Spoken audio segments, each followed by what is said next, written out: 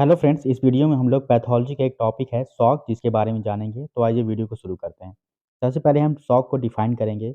Where the tissue in the body do not receive enough oxygen and nutrient to allow the cell to function.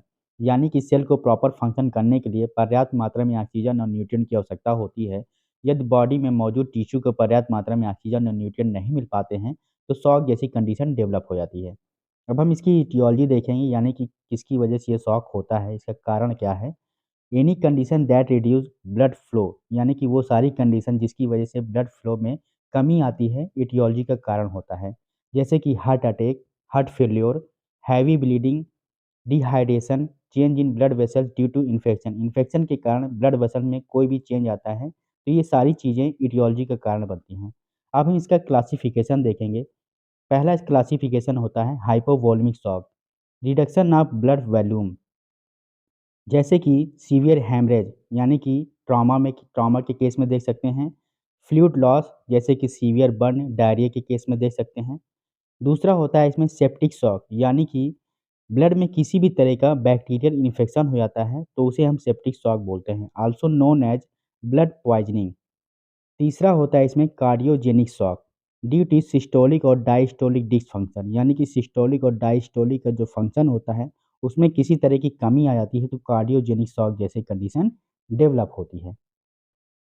अब हम इसकी pathogenesis देखेंगे। Decrease effective circulating blood volume, यानी कि body में जो blood flow हो रहा है उसमें जब कमी आ जाती है तो उसकी वजह से decrease venous return to heart होगा, यानी कि हार्ट में पर्याप्त मात्रा में ब्लड नहीं पहुंच पाएगा, जिसकी वजह से डिक्रीज कार्डियक आउटपुट होगा, यानी कि हार्ट हमारा पर्याप्त मात्रा में ब्लड पंप नहीं कर पाएगा। उसकी वजह से डिक्रीज ब्लड फ्लो हो जाएगा और डिक्रीज ब्लड फ्लो होने की वजह से पर्याप्त मात्रा में ऑक्सीजन की सप्लाई नहीं हो पाई, यानी कि डिक्रीज सप्लाई ऑफ ऑक्सीजन होगी, जिसकी वजह से एनोक्सिया डेवलप हो जाएगा। एनोक्सिया के बाद शॉक जैसी कंडीशन डेवलप हो जाएगी।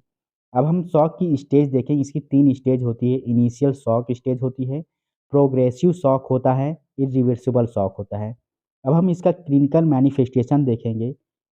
एक्सट्रीमली लो बीपी हो जाता है इसमें, बॉडी में बहुत ज़्यादा वीकनेस हो जाती है, चेस्ट पेन हो जाता है, वीक पल्स होता है, बहुत ज़्यादा स्वेटिंग होती है, डिज़नेस होता है यानी चक्कर इसमें आता है। अब हम इसका डायग्नोसिस देखेंगे। सबसे पहले पेशेंट की हिस्ट्री कलेक्ट करना है, फिजिकल एग्जामिनेशन करना है, जैसे कि आपको वाइटल साइन लेना है, ब्लड कल्चर करवाना है, सेंसिटिविटी चेक करना है, सीबीसी टेस्ट करवाना है, आर्टीरियल ब्लड गैस एनालिसिस करवाना है, ईसीजी करवाना है, साथ ही साथ एक्स-रे और सीटी स्कैन भी करवाना है। अब हम इसका कॉम्प्लिकेशन देखेंगे। लॉस ऑफ कॉन्शियसनेस होगा, रिस्पायरेटरी फेलियर होगा, मल्टी ऑर्गन डैमेज होगा, कोमा और डेथ जैसी कंडीशन डेवलप हो जाएँगी। अब हम इसका मैनेजमेंट देखेंगे। इसमें हमको सबसे पहले रिंगर सॉल्यूशन और नॉर्मल सलाइन देना होता है, वैसोडायलेटर्स देना होता है, डाययूरेटिक्स देना होता है, एंटीबायोटिक्स देना होता है, साथ ही साथ ब्रोंकोडायलेटर्स भी देना होता है।